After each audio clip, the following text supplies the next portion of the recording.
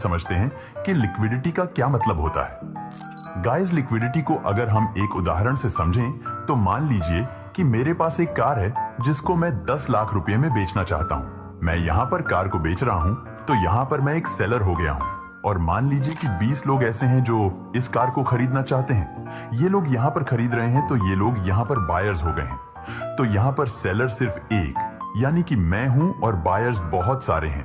तो क्या मुझे अपनी कार को 10 लाख रुपए से और ज्यादा कम कीमत में बेचने की जरूरत है?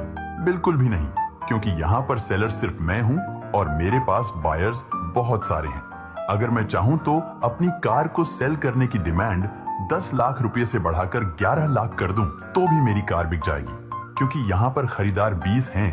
इनमें से मान लीजिए एक लोग नहीं खरीदेंगे, 2 लोग नहीं खरीदेंगे, लेकिन इन 20 बायर्स में से कोई ना कोई तो होगा ही जो मेरी कार को 11 लाख रुपए में खरीद लेगा, क्योंकि यहाँ पर सेलर सिर्फ एक है और बायर्स बहुत सारे हैं। यानी कि यहाँ पर सप्लाई कम है और डिमांड ज्यादा है। तो जब भी सेलर यानी कि बेचने वाले कम होते हैं और बायर्स यानी कि खरीदने वाले ज्यादा होते हैं तो प्राइस सबसाइड जाता है, यानी कि प्राइस बढ़ता है। अब ऐसे ही अगर हम इसे उल्टा कर दें कि मान लीजिए कार को बेचने वाले 20 लोग हैं लेकिन खरीदने वाला यानी कि बायर सिर्फ एक है, तो अब यहाँ पर बेचने वाले ज्यादा हैं और खरीदने वाला सिर्फ एक है। तो जो ये बायर है वह चाहे तो कह सकता है कि मैं यह कार 10 लाख रुपए में नहीं खरीदूंगा, मैं यह कार सिर्फ 8 लाख रुपए में खरीदूंगा। तो यहाँ पर कार का प्राइस गिर जाएगा, क्योंकि यहाँ पर खरीदने वाला सिर्फ एक है और बेचने वाले बहुत सारे हैं।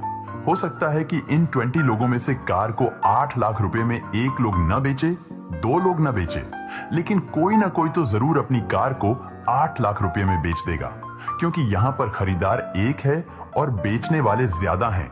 यानी कि यहाँ पर सप्लाई ज्यादा है और डिमांड बहुत कम है।